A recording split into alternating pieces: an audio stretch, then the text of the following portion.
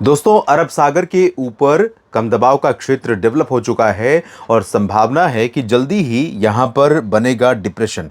और ये डिप्रेशन जब बनेगा और उसके बाद और भी इंटेंसिफाई यानी प्रभावशाली होने की आशंका है। और उस दौरान ये सिस्टम पहले पश्चिमी और उत्तर पश्चिमी दिशा में आगे बढ़ता रहेगा और उसके बाद रिकर्व करेगा। और आशंका इस बात की है कि 21 अक्टूबर के आसपास जो बंगाल की खाड़ी पर कम दबाव का क्षेत्र डेवलप होने जा रहा है, वो भी जब इंटेंसिफाई होकर भारत के लैंड रीजन के माध्यम से अंदर प्रवेश करेगा तो दोनों सिस्टमों का संयुक्त प्रभाव दिखाई पड़ेगा मध्य भारत तक, और अंत में जाकर अक्टूबर के अंत में जाकर के दिल्ली, वेस्ट यूपी और उत्तराखंड तक भी इसका असर पहुंच सकता है। नमस्कार, आप देख रहे हैं मौसम तक चैनल पर नेशनल वेदर बुलेटिन, जिसमें बात 19 अक्टूबर के समग्र भारत के मौसम की। मैं हूं देवेंद्र त्रिपाठी। जानेंगे देश भर में कैसा मौसम रहेगा। उससे पहले आप सभी से आग्रह करूंगा कि अगर आपको मौसम का अपडेट लगातार आपके लिए ज़रूरी है और आप इंटरेस्टेड हैं मौसम की जानकारी को लेकर के, आप चर्चा भी करते हैं, आप में से बहुत सारे मित्र बहुत सारी जानकारियाँ भी देते हैं और अच्छे कह सकते हैं कि ग्राउंड रियलिटी यानी धरातल पर स्थिति क्या है, कहाँ पर किस तरह का मौसम है, इसके बारे में भी आप कमेंट करते हैं, तो इससे मुझे बहुत मदद मिलती है अपने फोरकास्ट को बेहतर करने में आपके लिए। तो लगातार कनेक्टेड रहने के लिए, मौसम का अपडेट पाते रहने के लिए इस चैनल को सब्सक्राइब कर लीजिए और बेल आइकन पर भी क्लिक कर लीजिए। आइए जानते हैं मौसमी सिस्टमों की स्थिति। जो सिस्टम यहाँ पर बना हुआ है लो प्रेशर, वो इंटेंसीफाई हो रहा है, प्रोसेस में है, और यहाँ पर गल्फ ऑफ मन्नार के आसपास भी सर्कुलेशन है और साथ में यहाँ अंडमान व निकोबार द्वीप समूह के दक्षिण में जो अंडमान सी का साउथ एरिया है, यहाँ पर एक चक्रवाती हवाओं का क्षेत्र बन चुका है। धीरे धीरे आगे बढ़ते हुए ये कम दबाव में तब्दील होगा और उसके कम दबाव में तब्दील होगा लगभग 21 अक्टूबर के आसपास, और उसके बाद 24 से 48 घंटे में ये बन सकता है डिप्रेशन और फिर भी इंटेंसिफिकेशन के प्रोसेस में रहेगा।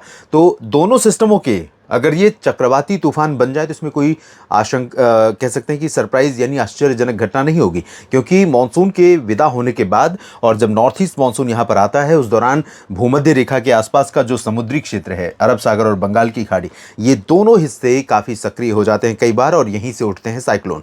तो चक्रवाती तूफान अगर बनेंगे तब भी, नहीं बनेंगे तब भी, इन सिस्टमों का असर आने वाले दिनों में भारत के कई राज्यों पर पड़ने वाला है। उत्तर भारत में एक कमज़ोर WD पहुंचने वाला है, लेकिन उसका प्रभाव कितना रहेगा, मुख्यतः आप समझ गए, कमज़ोर रहेगा तो बहुत ज़्यादा प्रभाव नहीं रहेगा, लेकिन जानेंगे इस वीडियो में पूर्वी और पूर्वोत्तर भारत तथा मध्य और उत्तर भारत के बाकी जगहों पर क्या कुछ परिवर्तन मौसम में हो सकता है, इसकी जानकारी लेंगे। दोस्तों, सीकर में आज भी तापमान रिकॉर्ड किया गया 14 डिग्री सेल्सियस मिनिमम टेम्परेचर, जो सामान्य से तकरीबन 4 डिग्री नीचे है।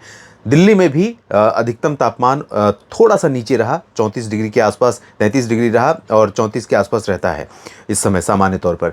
तो मिनिमम टेम्परेचर की बात अगर करें तो दिल्ली में 19.6 डिग्री सेल्सियस तापमान रिकॉर्ड किया गया है, तकरीबन 20 के आसपास रहना चाहिए।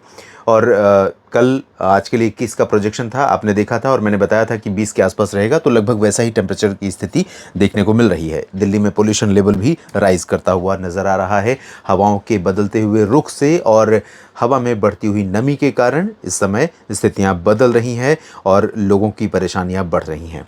फिलहाल आइए शुरू करते हैं उत्तर भारत से। उत्तर भारत के क्षेत्रों में जम्मू कश्मीर और गिलगित बाल्तिस्तान, मुजफ्फराबाद, लद्दाख से लेकर के पूरा जम्मू कश्मीर, हिमाचल तथा उत्तराखंड का पूरा रीजन, और इधर पंजाब, हरियाणा, चंडीगढ़, दिल्ली, राजस्थान तथा उत्तर प्रदेश पूरा नीट एंड क्लीन दिखाई पड़ रहा है और इसी तरह की स्थिति रहने वाली है, यानी ना बादल होंगे ना बरसात होने की संभावना है। और जहाँ तक प्रदूषण की स्थिति है, तो प्रदूषण इसलिए हो रहा है क्योंकि हवा की स्पीड बहुत कम हो गई है। हवा की स्पीड जैसे ही बढ़ेगी और अगर ये उत्तर पश्चिमी हवा चल जाए तो चाहे वो दिल्ली NCR का रीजन हो या कोई भी शहर हो, जहाँ पर ड्राई विंड्स आएंगी वहाँ पर पोल्यूशन लेवल कम हो जाएगा, हेज स्मोक कम हो जाएगा एटमॉस्फेयर से। लेकिन क्योंकि अभी हवा की स्पीड कम है और यहाँ पर एटमॉस्फेयर में नमी धीरे धीरे धीरे धीरे बढ़ रही है, और बढ़ रही है अलग अलग स्रोतों से, तो इसके चलते, और ओस गिरने का टाइम भी आ गया है, तो कई बार ओस की जो बूंदें हैं वो भी लोअर लेवल पर जो एटमॉस्फेयर है उसमें आकर के कुछ कंडेंसेशन करती हैं, जिसकी वजह से जो पोल्यूटेंट पार्टिकल्स होते हैं, चाहे वो गैसें हों या धूल और धुआं हो, ये डिस्पर्स नहीं होता और जमा हुआ नज़र आता है, जो हमें और आपको अफेक्ट करता है और दिखाई भी पड़ता है, दृश्यता पर भी असर पड़ता है। तो ये स्थिति रहेगी बाकी अमृतसर से लेकर लुधियाना, पटियाला, बरनाला, मोगा, मनसा, संगरूर, चंडीगढ़, अंबाला, पंचकुला से लेकर करनाल, रोहतक और सोनीपत, पानीपत, दिल्ली एनसीआर, गुरुग्राम, फरीदाबाद से हिसार, सिरसा, फतेहाबाद और श्रीगंगानगर, हनुमानगढ़, बीकानेर से लेकर जैसलमेर, बाड़मेर, जोधपुर, नागौर, जालौर, सिरोही, पाली, डूंगरपुर, उदयपुर, प्रतापगढ़, भीलवाड़ा, कोटा, सवाई माधोपुर, भरतपुर से लेकर अलवर, झुंझुनू, चुरू, सीकर, इन सभी भागों में शुष्क और साफ मौसम। दिन में थोड़ी सी गर्मी और रात में मौसम अपेक्षाकृत ठीक ठाक रहेगा। अब रहना शुरू हो गया है, मौसम में परिवर्तन शुरू हो गया है। और यहाँ पर पश्चिम में सहारनपुर और मेरठ, मुरादाबाद से लेकर के रामपुर, बरेली, पीलीभीत, शाहजहांपुर, गाजियाबाद, बुलंदशहर, गौतम बुद्ध नगर, बागपत, मथुरा, आगरा, अलीगढ़, झांसी, ललितपुर, कानपुर नगर, कानपुर देहात, लखनऊ, बहराइच, गोंडा, बस्ती से लेकर के गोरखपुर, देवरिया, वाराणसी, प्रयागराज, इन सभी भागों पर क्लियर और ड्राई वेदर कंडीशन बनी रहेगी। हवा अभी पश्चिमी दिशा की सिर्फ कुछ एक जगहों पर यहाँ चलेगी और वो भी बहुत कम स्पीड में। इसी वजह से बहुत ज़्यादा ठंडक रात और सुबह के समय भी नहीं है। जो टेम्परेचर नीचे गिरा था वो थोड़ा सा भी धीरे धीरे बढ़ रहा है। तो जब पहाड़ों पर एक बार बर्फ़ फिर से गिरेगी उसके बाद परिवर्तन आएगा। इधर नीचे से बारिश ऊपर की तरफ बढ़ रही है।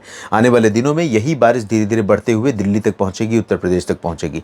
इधर बिहार में उप हिमालय पश्चिम बंगाल, सिक्किम, झारखंड, गंगीय पश्चिम बंगाल के ज़्यादातर भागों पर ड्राई वेदर रहेगा। पूर्वी उत्तर प्रदेश में शुष्क मौसम सभी जगहों पर रहेगा। और यहाँ पर रांची, जमशेदपुर, दुमका समेत ये जो पूर्वी सिंहभूम समेत दक्षिण पूर्वी झारखंड का हिस्सा है और गंगीय पश्चिम बंगाल के जो तटवर्ती क्षेत्र हैं यहाँ पर कुछ इलाकों पर बादल नजर आ सकते हैं। बरसात की संभावना भी है। सिक्किम, उप हिमालय पश्चिम बंगाल, अरुणाचल प्रदेश, असम और मेघालय तथा त्रिपुरा में ड्राई और क्लियर वेदर रहेगा। जबकि नागालैंड, मणिपुर में, मिजोरम में कुछ जगहों पर वर्षा होने की संभावनाएं यहाँ पर बनी हुई हैं।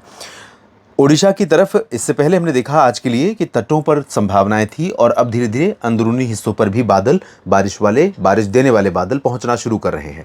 और कल यही बादल ओडिशा को पार करते हुए छत्तीसगढ़ में भी प्रवेश करेंगे और इधर महाराष्ट्र में, तेलंगाना को पार करने के बाद महाराष्ट्र में प्रवेश करेंगे, इधर से भी और नीचे से भी। तो दोनों तरफ से, दक्षिण और पूरब से बारिश अंदर की तरफ प्रवेश कर रही है। और जब ये दोनों मौसमी सिस्टम और इंटेंसिफाई होंगे और करीब भारत के पहुंचेंगे तो इनका प्रभाव यहाँ पर होने वाली मौसमी हलचल पर और अधिक बढ़ जाएगा। बढ़ने का मतलब ये है कि इसका जो बारिश की संभावनाएं हैं उसकी संभावना का प्रतिशत बढ़ जाएगा, बारिश का कवरेज एरिया बढ़ जाएगा, दायरा बढ़ जाएगा, ज़्यादा एरिया में बारिश होने लगेगी और साथ में इंटेंसिटी भी बढ़ जाएगी। तो मध्य प्रदेश हो, छत्तीसगढ़ हो या महाराष्ट्र, गुजरात हो या झारखंड, पश्चिम बंगाल, बिहार या उत्तर प्रदेश, इन सभी भागों में मैं लोगों को, किसान साथियों को कहूँगा कि जितनी जल्दी हो सके अगर कटाई मड़ाई का काम कर रहे हैं और फसलें तैयार हो चुकी हैं तो विलंब न करें, जल्दी से जल्दी निपटाएं, ताकि अगर साइक्लोन दोनों बने और दोनों आकर के यहाँ प्रयागराज तक, यहाँ अलवर और जयपुर, भरतपुर, ग्वालियर और भोपाल तक भी ये सिस्टम पहुँचे और बहुत तेज़ बारिश भी दें तो आपकी फसल घर में सुरक्षित पहुंच चुकी हो, आपका अनाज सुरक्षित पहुंच चुका हो मंडी में और आपको किसी तरह का डर न रहे। तो जितना समय है उसमें थोड़ा स्पीड अप हो जाएं, जल्दी काम निपटाएं। इधर महाराष्ट्र में और मध्य प्रदेश, छत्तीसगढ़ में देखें तो ड्राई वेदर है, गुजरात में शुष्क मौसम है। कुछ बादल बीजापुर और जगदलपुर, सुकमा, दंतेवाड़ा यहाँ पर पहुँचने शुरू हो जाएंगे। लेकिन अंदरूनी हिस्सों पर अभी बादल अगर रहेंगे भी तो बरसेंगे नहीं, धीरे धीरे बादल भी बढ़ेंगे, बरसात भी बढ़ेगी। मध्य प्रदेश में भी और इधर विदर्भ, मराठवाड़ा, मध्य महाराष्ट्र तथा कोंकण, गोवा में सभी जगहों पर ड्राई वेदर रहेगा। मध्य महाराष्ट्र के कुछ हिस्सों पर बरसात हो सकती है। सतारा, सोलापुर, कोल्हापुर और रत्नागिरी, सिंधुदुर्ग तथा गोवा में बरसात होने की संभावना है। मुंबई और पालघर, इन सभी क्षेत्रों में अभी फिलहाल ड्राई वेदर रहेगा। तेलंगाना में शुष्क मौसम की संभावनाएं हैं और आंध्र प्रदेश के तटों पर पूरा उत्तर से लेकर दक्षिण तक, साथ ही साथ तमिलनाडु के पूरे तटवर्ती रीजन, पुदुचेरी और आंतरिक हिस्से, केरल, दक्षिणी आंतरिक कर्नाटक, तटीय कर्नाटक, गोवा, इन सभी भागों में मध्यम से तेज वर्षा हो सकती है और लक्षद्वीप में भी बारिश हो सकती है। ये वो रीजन है दोस्तों जहां पर नॉर्थ ईस्ट मानसून पहुंच चुका है और इस मानसून का प्रभाव हमें बढ़ती हुई बारिश के रूप में दिखाई भी दे रहा है। तो बेहद एक तरह से कह सकते हैं कि एक अच्छी शुरुआत हुई है इस मानसून की दक्षिण भारत के राज्यों में, जहां पर बारिश में कमी रही थी मेन मानसून सीजन में। लेकिन ये दक्षिण भारत के कई क्षेत्रों के लिए मेन मानसून ये है जो 20 अक्टूबर से 31 दिसंबर के बीच रहता है। तेलंगाना में और उत्तरी आंतरिक कर्नाटक में फिलहाल ज़्यादा चांसेस बारिश के नहीं दिखाई दे रहे, लेकिन संभावनाएं कुछ कुछ जगहों पर बादल बनने और कहीं पर बूंदाबांदी होने की रहेंगी।